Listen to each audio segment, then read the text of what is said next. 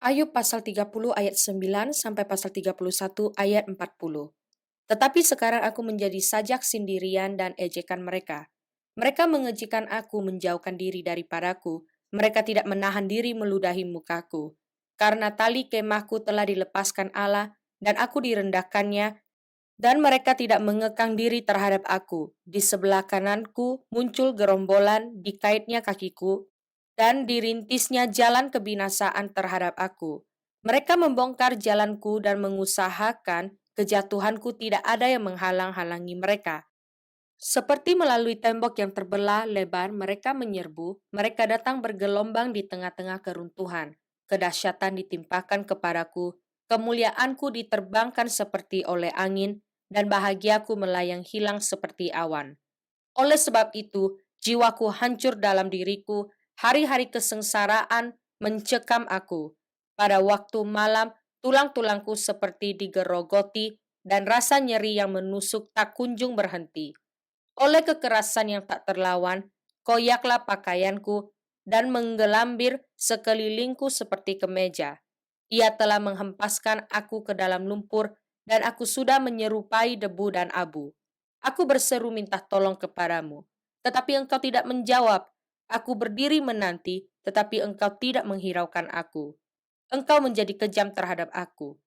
Engkau memusuhi aku dengan kekuatan tanganmu. Engkau mengangkat aku ke atas angin, melayangkan aku dan menghancurkan aku di dalam angin ribut.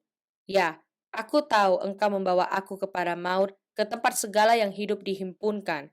Sesungguhnya, masakan orang tidak mengulurkan tangannya kepada yang rebah, jikalau ia dalam kecelakaannya tidak ada penolongnya? Bukankah aku menangis karena orang yang mengalami hari kesukaran? Bukankah susah hatiku karena orang miskin? Tetapi ketika aku mengharapkan yang baik, maka kejahatanlah yang datang. Ketika aku menantikan terang, maka kegelapanlah yang datang. Batinku bergelora dan tak kunjung diam. Hari-hari kesengsaraan telah melanda diriku. Dengan sedih, dengan tidak terhibur, aku berkeliaran, aku berdiri di tengah-tengah jemaah sambil berteriak minta tolong. Aku telah menjadi suara bagi serigala dan kawan bagi burung unta. Kulitku menjadi hitam dan mengelupas dari tubuhku. Tulang-tulangku mengering karena demam. Permainan kecapiku menjadi ratapan dan tiupan serulingku menyerupai suara orang menangis. Aku telah menetapkan syarat bagi mataku, masakan aku memperhatikan anak darah. Karena bagian apakah yang ditentukan Allah dari atas, milik pusaka apakah yang ditetapkan yang maha kuasa dari tempat yang tinggi?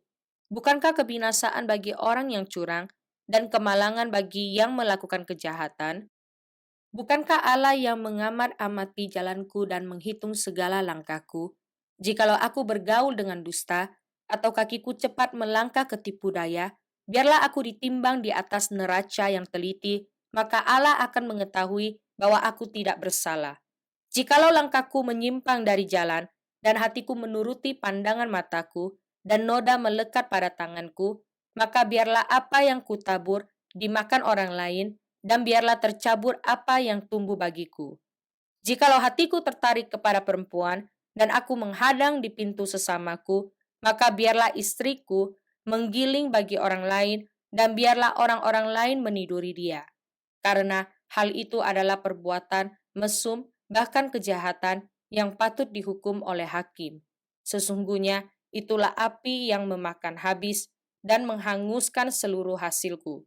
Jikalau aku mengabaikan hak budakku laki-laki atau perempuan, ketika mereka berperkara dengan aku, apakah dayaku kalau Allah bangkit berdiri, kalau ia mengadakan pengusutan, apakah jawabku kepadanya?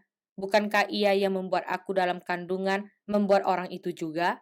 Bukankah satu juga yang membentuk kami dalam rahim? Jikalau aku pernah menolak keinginan orang-orang kecil, menyebabkan mata seorang janda menjadi pudar, atau memakan makananku seorang diri, sedang anak yatim tidak turut memakannya, malah sejak mudanya aku membesarkan dia, seperti seorang ayah, dan sejak kandungan ibunya aku membimbing dia. Jikalau aku melihat orang mati karena tidak ada pakaian, atau orang miskin yang tidak mempunyai selimut, dan pinggangnya tidak meminta berkat bagiku, dan tidak dipanaskannya tubuhnya dengan kulit bulu dombaku, Jikalau aku mengangkat tanganku melawan anak yatim, karena di pintu gerbang aku melihat ada yang membantu aku, maka biarlah tulang belikatku lepas dari bahuku dan lenganku dipatahkan dari persendiannya. Karena celaka yang daripada Allah menakutkan aku dan aku tidak berdaya terhadap keluhurannya. Jikalau aku menaruh kepercayaan kepada emas dan berkata kepada kencana, engkaulah kepercayaanku. Jikalau aku bersuka cita karena kekayaanku besar dan karena tanganku memperoleh harta benda yang berlimpah-limpah, jikalau aku pernah memandang matahari ketika ia bersinar dan bulan yang beredar dengan indahnya, sehingga diam-diam hatiku terpikat dan menyampaikan kecupan tangan kepadanya, maka hal itu juga menjadi kejahatan yang patut dihukum oleh hakim karena Allah yang di atas telah kuingkari. Apakah aku bersuka cita karena kecelakaan pembenciku dan bersorak-sorai bila ia ditimpa malapetaka? Aku takkan membiarkan mulutku berbuat dosa, menuntut nyawanya dengan mengucapkan sumpah serapah. Jikalau orang-orang di kemahku mengatakan, siapa yang tidak kenyang dengan lauknya, malah orang asing pun tidak pernah bermalam di luar, pintuku kubuka bagi musafir. Jikalau aku menutupi pelanggaranku seperti manusia dengan menyembunyikan kesalahanku dalam hatiku, karena aku takuti kalayak ramai dan penghinaan kaum keluarga mengagetkan aku, sehingga aku berdiam diri dan tidak keluar dari pintu. Ah, sekiranya ada yang mendengarkan aku, inilah tanda tanganku. Hendaklah yang Maha Kuasa menjawab aku, sekiranya ada surat tuduhan yang ditulis lawanku. Sungguh surat itu akan kupikul dan akan kupakai bagaikan mahkota. Setiap langkahku akan kuberitahukan kepadanya, selaku pemuka aku akan menghadap dia. Jikalau ladangku berteriak karena aku, dan alur bajaknya menangis bersama-sama, jikalau aku memakan habis hasilnya dengan tidak membayar, dan menyusahkan pemilik-pemiliknya, maka biarlah bukan gandum yang tumbuh, tetapi onak, dan bukan jelai, tetapi lalang. Sekianlah kata-kata Ayub. Mazmur pasal 106 ayat 1 sampai ayat 12. Haleluya, bersyukurlah kepada Tuhan sebab ia baik, bahwasanya untuk selama-lamanya kasih setianya. Siapakah yang dapat memberitahukan keperkasaan Tuhan, memperdengarkan segala pujian kepadanya? Berbahagialah orang-orang yang berpegang pada hukum, yang melakukan keadilan di segala waktu. Ingatlah aku, ya Tuhan, demi kemurahan terhadap umat-Mu, perhatikanlah aku demi keselamatan daripadamu, supaya aku melihat kebaikan pada orang-orang pilihan-Mu, supaya aku bersuka cita dalam sukacita umat-Mu, dan supaya aku bermegah bersama-sama milik-Mu sendiri. Kami dan nenek moyang kami telah berbuat dosa, kami telah bersalah, telah berbuat fasik. Nenek moyang kami di Mesir tidak mengerti perbuatan-perbuatanmu yang ajaib, tidak ingat besarnya kasih setiamu. Tetapi mereka memberontak terhadap yang maha tinggi di tepi laut teberau. Namun diselamatkannya mereka oleh karena namanya, untuk memperkenalkan keperkasaannya. Dihardiknya laut teberau sehingga kering. Di bawahnya mereka berjalan melalui samudra raya seperti melalui padang gurun. Demikian diselamatkannya mereka dari tangan pembenci, ditebusnya mereka dari tangan musuh. Air menutupi para lawan mereka. Seorang pun daripada mereka tiada tinggal. Ketika itu percayalah mereka kepada segala firman-Nya. Mereka menyanyikan puji-pujian kepadanya. Amsal pasal 22 ayat 1 sampai ayat 2. Nama baik lebih berharga daripada kekayaan besar. Dikasihi orang lebih baik daripada perak dan emas. Orang kaya dan orang miskin bertemu, yang membuat mereka semua ialah Tuhan. 1 Korintus pasal 11 ayat 17 sampai ayat 34. Dalam peraturan-peraturan yang berikut aku tidak dapat memuji kamu, sebab pertemuan-pertemuanmu tidak mendatangkan kebaikan, tetapi mendatangkan keburukan. Sebab pertama-tama aku mendengar bahwa apabila kamu berkumpul sebagai jemaat, ada perpecahan di antara kamu. Dan hal itu sedikit banyak aku percaya. Sebab di antara kamu harus ada perpecahan, supaya nyata nanti siapakah di antara kamu yang tahan uji. Apabila kamu berkumpul, kamu bukanlah berkumpul untuk makan perjamuan Tuhan. Sebab pada perjamuan itu, tiap-tiap orang memakan dahulu makanannya sendiri, sehingga yang seorang lapar dan yang lain mabuk. Apakah kamu tidak mempunyai rumah sendiri untuk makan dan minum?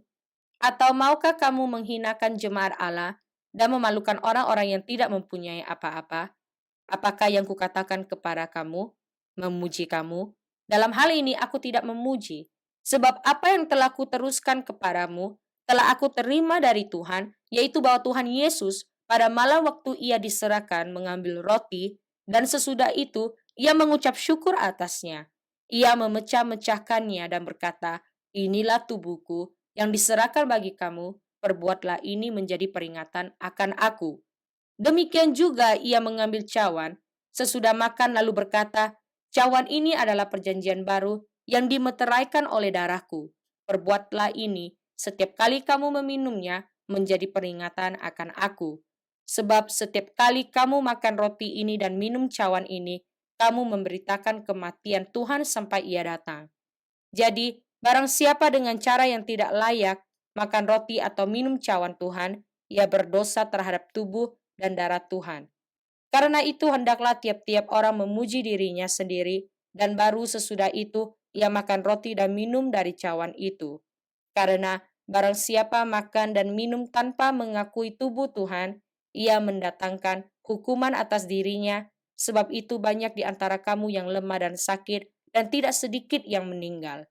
Kalau kita menguji diri kita sendiri, hukuman tidak menimpa kita. Tetapi kalau kita menerima hukuman dari Tuhan, kita dididik supaya kita tidak akan dihukum bersama-sama dengan dunia. Karena itu, saudara-saudaraku, jika kamu berkumpul untuk makan, nantikanlah olehmu seorang akan yang lain. Kalau ada orang yang lapar, baiklah, ia makan dahulu di rumahnya, supaya jangan kamu berkumpul untuk dihukum. Hal-hal yang lain akan kuatur kalau aku datang.